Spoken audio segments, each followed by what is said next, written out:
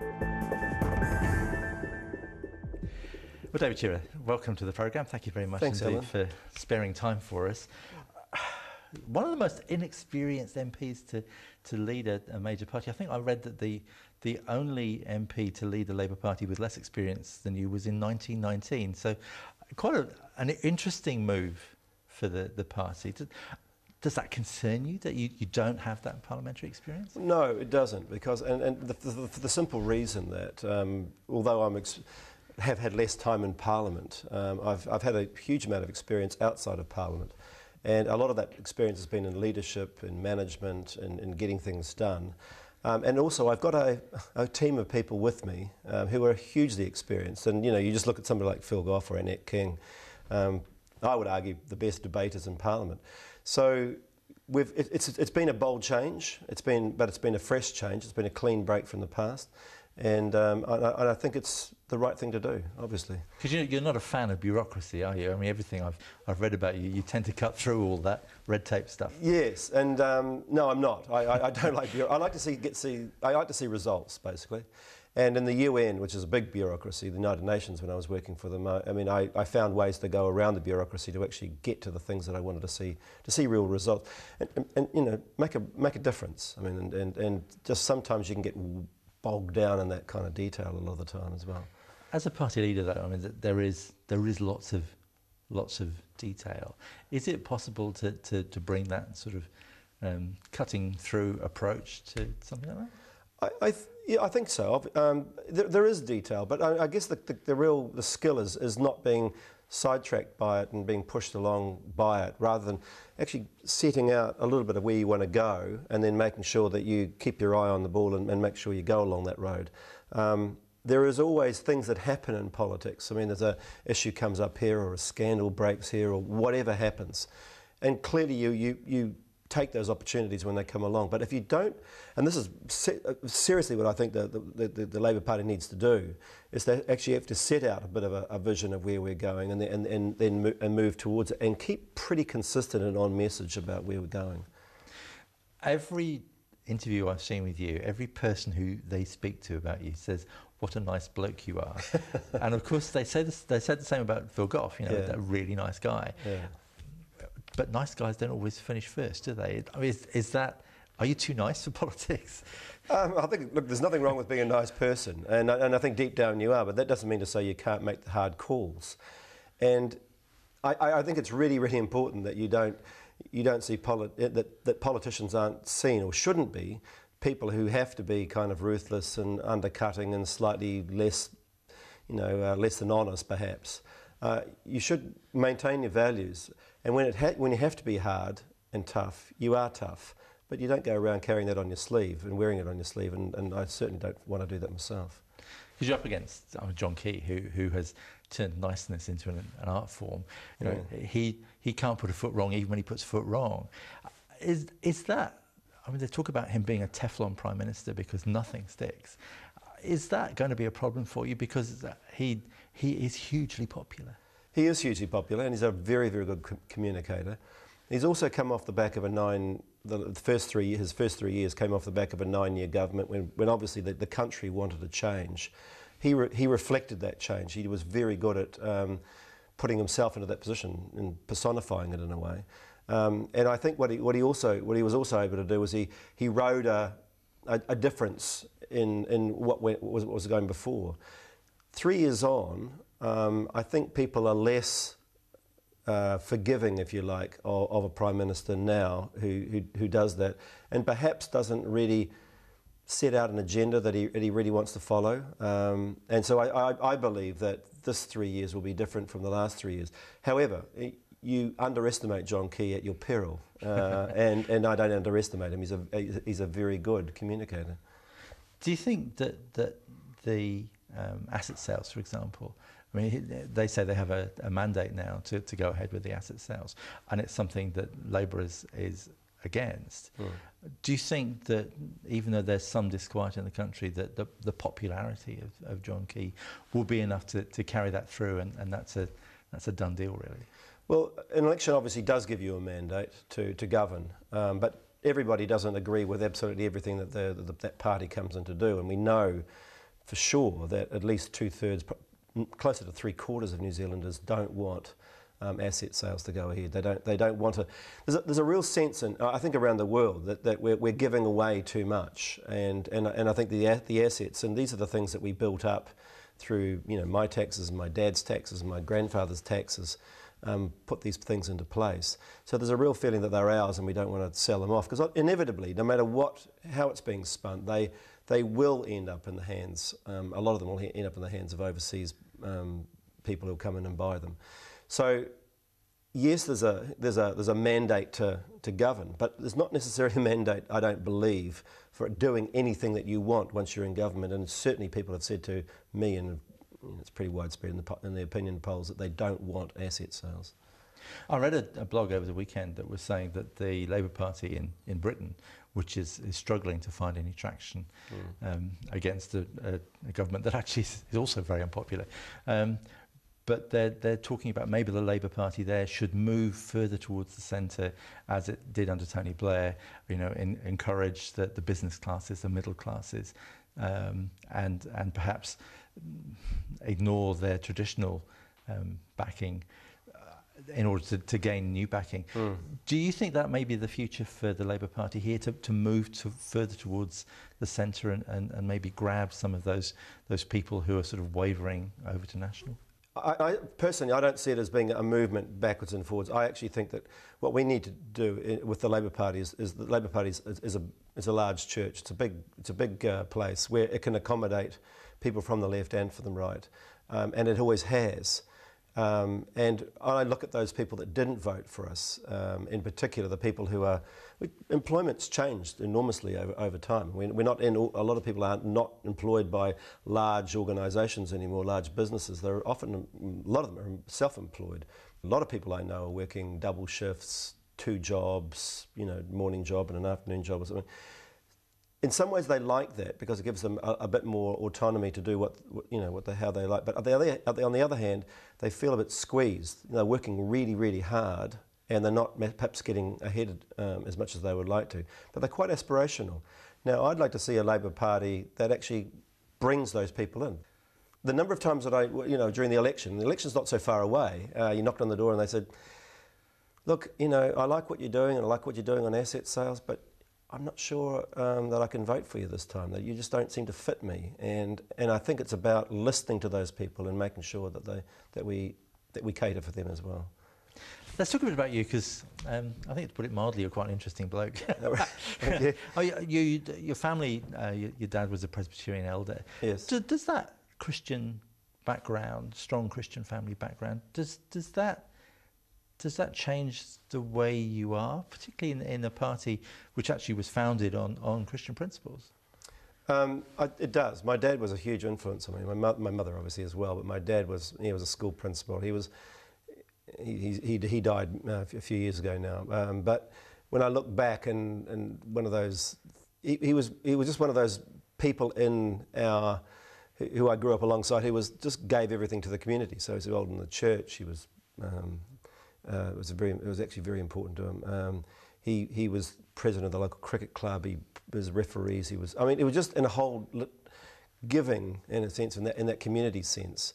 And it's something that we downplay in New Zealand a lot, giving back to your community. And I guess that was a big thing that came away with me, is communities are really important. And it is about giving to it and contributing to it as much as you get from it.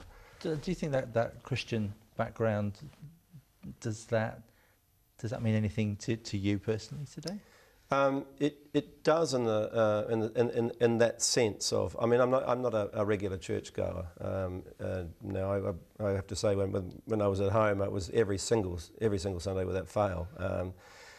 But it's kind of a part of me, and I mean, the whole Christian story is one of service and helping others to a large extent. I mean, looking after your neighbours, and that has been, in a sense, what's driven my life. My motivation has been about service to others, has actually been making a difference to the lives of other people, trying to improve their lives, whether it be not so much here, actually, mainly overseas, my overseas work. You've certainly taken it further than the many. I mean, you served in places that most of us would run screaming from. I mean, Somalia, Iraq, Afghanistan. I mean, are you some sort of trouble junkie? Yeah. Well, I got into this my first job was in Sri Lanka, and I desperately wanted to work in the aid field, and it came as a result of a number of different things, but culminated with some friends of mine travelling down through Sudan, where we encountered people who were basically starving, and I thought, there's all very well being a tourist in these areas or travelling throughout these areas, but I felt that I had something to contribute. Didn't quite know what, but I ended up working for Save the Children in Sri Lanka, and there was a civil war going on, and I found myself in a situation where I was helping people in the war area, affected by war, having to cross the front lines to go and see them, and as a result of that, there is a way of working. I mean, it sounds sort of easy to be neutral and impartial and make sure that you convey different things in different ways, so people don't feel you're part of one side or the other side. And in doing that, people say, "Oh, this guy's worked in this particular area. I mean, he can go and work in that area," and it sort of went on from that. And for me, it was also there was in those conflict areas and disaster areas, you see people at their absolute sort of weakest when they really, really need you. I guess it's like, us lying on the road waiting for the ambulance to come after a car crash. At that point, you just need whatever you can get. And for me, helping people at that point gave me, and you see real progress really fast. Enormously satisfying. I mean, fantastic people I met.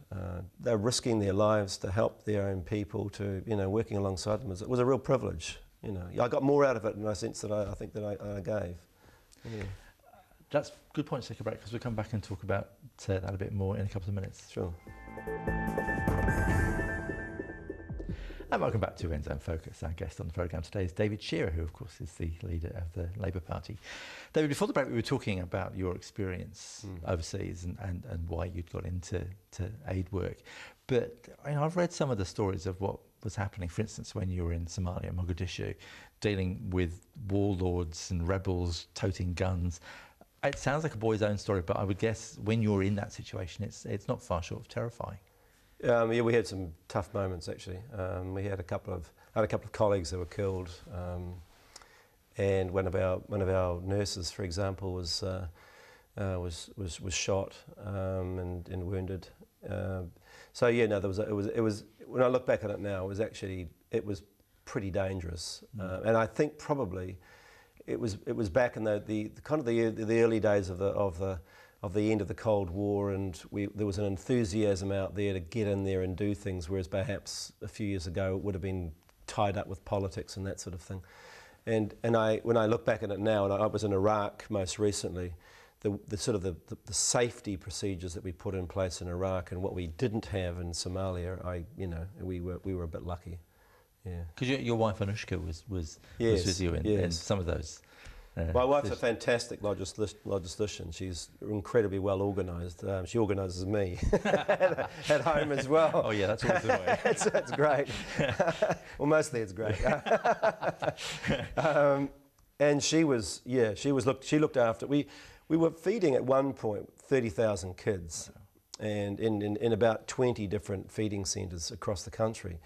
And to get in, the children actually had to be weighed, and they had to be starving effectively before they could get onto our program. We simply just didn't have the food to feed everybody, and we were flying in every day or a couple of times a day a big Hercules load of effectively baby food and that sort of thing. So she was on top of doing a lot of that and dealing with some pretty difficult characters.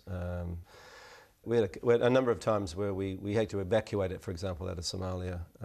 Really, really difficult, and things sort of didn't work. We couldn't get, the kids at feeding centres perhaps weren't getting the food that we said that we were going to come up with.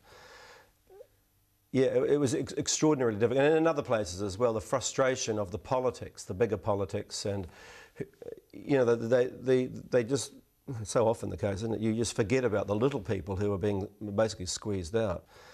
And you have to kind of go around and deal with them. Because I mean, you worked in the West Bank and Middle East. Yes. I mean, there is a real case where you've got two peoples, both of whom say they have a generational claim on the same small bit of land, and neither is ever going to give way to the other. I mean, how on earth do you find a way forward there? Well, there's obviously the big political issue, which is is being dealt with. But I mean, for us, it was effectively a human rights issue. If you're a Palestinian and often you can't get your kids to hospital, or you can't get to your work, or kids can't get to school, or they can't get to their places of worship because there's a checkpoint there, and the checkpoints there is maybe not for security, it's actually so that Israeli settlers can get to their settlement or whatever. I mean, I'm giving one angle of the story. Then for us, it was our point was to say actually this is not right, and we would throw that out, and then we would negotiate over it and see if we can get some of the restrictions lifted. So it was very much working on the ground with people and trying to make a difference to their lives. But it is probably one of the most intractable conflicts in the world. I mean, in a way, it gets under your skin after. I mean, I was there for 4.5 years. We lived in Jerusalem in the Israeli, on the Jewish side, worked mainly on the other side. I mean, I throw a couple of stones and I would have been in the old city. And in a way, it's this area which just reverberates out throughout the world. And as you say, two people, both having a claim to the same little pocket of land, both wanting to sort of own it. And my feeling was always actually we may have gone past that now. Maybe this is an area. This is an area of religious significance. There's such a big part of the world that actually maybe it shouldn't be owned. Maybe it's just there for everybody to come in and use and leave. You've worked in Iraq and Afghanistan as well. Yes. Both, again, very complex situations. I mean, Afghanistan doesn't seem to be an end in sight to what's going on there. Whereas Iraq, you can actually see that power has been shifted to local people. Whereas in Afghanistan, it sort of seems to keep bouncing back and forth. That's a very complex situation. It is, and making the comparison is kind of interesting because Iraq always had a strong centre. There was always a Saddam Hussein, it was always very strong, but and they've got some problems at the moment. But now that the Americans have left, they've still got a strong centre where an oil revenue that goes in through the centre and then in a sense gets paid out. Afghanistan's completely the opposite. It's got very strong periphery all around the outside areas which are dominated by warlords, and a very weak centre. So the centre can't control the outside areas, and it always has been like that. And I agree with you. I think no foreign force has ever been able to dominate Afghanistan. It just gets eroded and worn down, and finally just can't do it. And it's going to be I'm not quite sure. With Iraq, I could sort of see where the end point was. Whereas when I worked in Afghanistan, I could see what people were working towards, but there were too many forces almost countering where they wanted to do was of developing a strong sort of central body.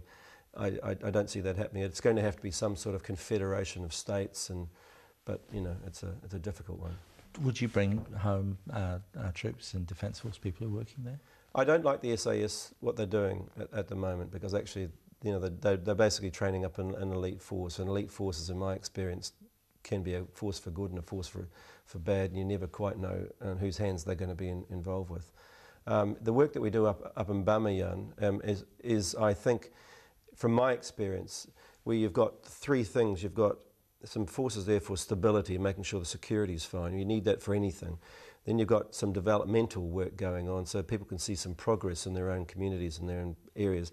And then you've also got some programs to work on governance, to making sure that the locals are responsible and do a good job for their people. If you've got those three things, which we have in Bamiyan, then you've got a really good chance of getting through and actually having a good outcome. And I'm really pleased that we positioned ourselves in that way so that New Zealand has an influence over all of them.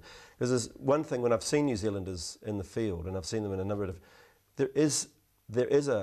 we do make a difference. We are, I think, better than many of the other countries that I've seen. There's a kind of a roll up your sleeves, take everybody as they come. We've got an incredibly well-developed sense of fair play and fairness, and you know what's fair and what's not fair, and we do a really good job. So I think Mbamia, we are, but this doesn't happen quickly. You know, it happens. It takes a generation sometimes to get through it. Yeah.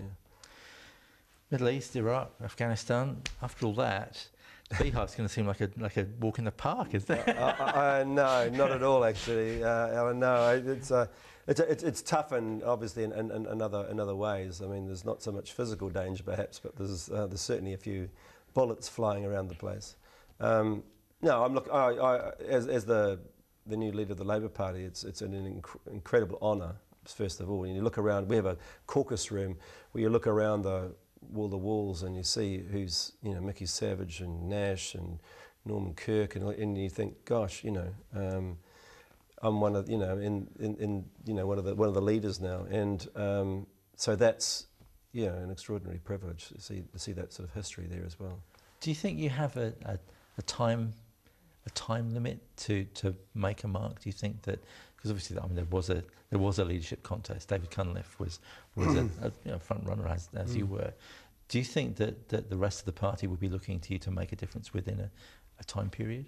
I don't know if there's a fixed time period, but I think what people will be looking for is, you know, is that the Labour Party does change. It does open itself up so that we get new ideas, and as I was saying before, get this people saying, you know, Labour is saying something that I want to hear.